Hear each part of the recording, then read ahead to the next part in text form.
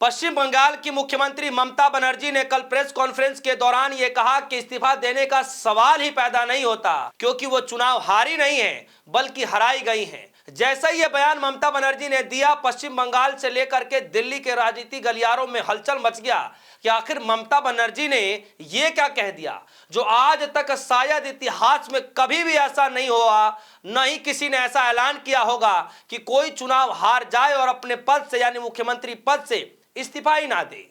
यानी दोस्तों, ममता बनर्जी ने एक नया ही रूप अख्तियार कर लिया है और ममता बनर्जी के इस बयान को लेकर के काफी लोग सराहना करते हुए नजर आ रहे हैं। मैं आपको बताऊंगा कि टीएमसी पार्टी के जो नेता हैं वो क्या कुछ कह रहे हैं, किस तरीके से उनकी तारीफ कर रहे हैं। दूसरे तरफ संजय राउत ने किस तरीके से सुप्रीम कोर्ट के एक फैसले का ममता बनर्जी के इस फैसले से जोड़ते हुए बता रहे हैं, वो भी मैं आगे आपको बताऊंगा। और साथ ही साथ एक आंकड़ा भी लेकर के आया हूं। आम आदमी पार्टी के एक बड़े वरिष्ठ नेता ने एक आंकड़ा पेश किया जिसमें यह बताया जा रहा है कि एसआईआर के तहत किस तरीके से वोटों की डिलीशन की जाती है और कम मार्जिन से सीएम लगातार हारते रहे, चाहे एमके स्टालिन हो, चाहे ममता बनर्जी हो, चाहे दिल्ली के मुख्यमंत्री अरविंद केजरीवाल हो। खैर, आगे मैं आपको पढ़ रहा हूं इस खबर में। सबसे पहले सागरिका घोष क्या कह रही हैं, वो कह रही हैं, ट्वीट के माध्यम से जानकारी शेयर करते हुए लिख रही हैं ममता बनर्जी के किए गए ऐलान पर कि वो पद से इस्तीफा नहीं देंगी। उस पर कह रही हैं, मैं हारी नहीं हूं और मैं इस्तीफा नहीं दूंगी। ममता बनर्जी का यह एक वाक्य इतिहास में उस सबसे तीखे और सीधे आरोप के रूप में दर्ज होगा जिसमें उन्होंने भारतीय जनता पार्टी और इलेक्शन कमीशन को 2026 के बंगाल चुनाव में खुलेआम धांधली करने का आरोप लगाया।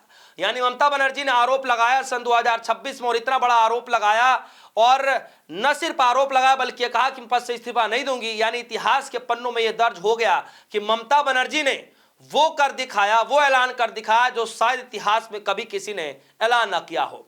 दूसरी बात जो सबसे महत्वपूर्ण है, जो मैं आपको बताने जा रहा हूं, एक सुप्रीम कोर्ट का वर्डिक्ट है जो उस वक्त सीजीआई रहा करते थे डीवाई चंद्रचूड़, वो क्या कह रहे हैं, उनके एक जो है फैसले को लेकर के संजय राउत जी कह रहे हैं ममता बनर्जी का इस्तीफा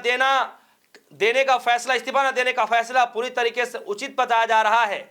Uddhav Thackeray versus Maharashtra government case में डीवाई चंद्रचूड़ की अगुवाई वाली पीठ ने कहा था कि अदालत ने उद्धव ठाकरे को उनके पद पर इसलिए बहाल नहीं किया क्योंकि उन्होंने स्वयं इस्तीफा दे दिया था। दोस्तों, ये बड़ी बात है, आप समझिए। और कहीं ना कहीं ये हिंट ममता बनर्जी को लेकर के दिया जा रहा है, यानी महाराष्ट्र के अंदर जो हुआ वो गलती पश्चिम बंगाल के अंदर ना हो। ममता बनर्जी को इस्तीफा नहीं देना चाहिए, काफी उस बात की सराहना की जा रही है।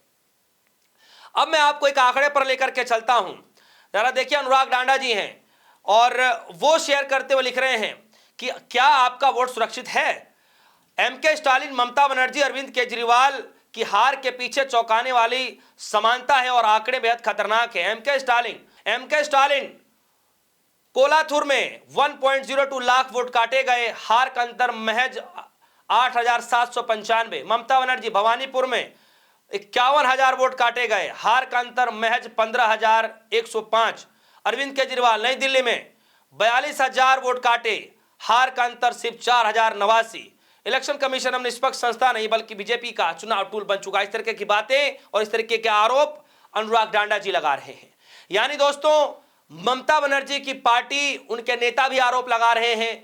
इधर महाराष्ट्र की राजनीति से काफी अच्छी पकड़ रखने वाले संजय राउत ने भी जो है आरोप लगाया और सराहना करते हुए नजर आ रहे हैं ममता बनर्जी के इस फैसले का। और दूसरे तरफ दिल्ली की राजनीति में भी कुछ ऐसा ही हुआ था जिन बातों को लेकर के आंकड़ों के साथ जो अनुराग डांडा जी शेयर कर रहे हैं। दोस्तों, क्या लगता है कि ममता बनर्जी ने जो फैसले लिए कि उनको इस्तीफा नहीं लेना चाहिए, इस्तीफा नहीं देंगी, पद से इस्तीफा नहीं देंगी, और इनकी जो सराहना की जा रही है और जो आंकड़े पेश किए जा रहे हैं, क्या लगता है कि ममता बनर्जी ने सही ऐलान किया है? क्या इतिहास में कभी दोबारा ऐसा सुना जा सकता है? क्योंकि अरविंद केजरीवाल कह रहे हैं कि पश्चिम बंगाल के अंदर तो दरअसल दोस्तों चुनाव ही नहीं हुआ, वहां तो दंगल हुआ है। आपको क्या लगता है दोस्तों? इस खबर को लेकर आपकी जो भी राय होगी वीडियो कमेंट सेक्शन में जाएगा, अपनी राय रखिएगा। फिलहाल के लिए दीजिए इजाजत, देखते रहिए D4 न्यूज़। धन्यवाद।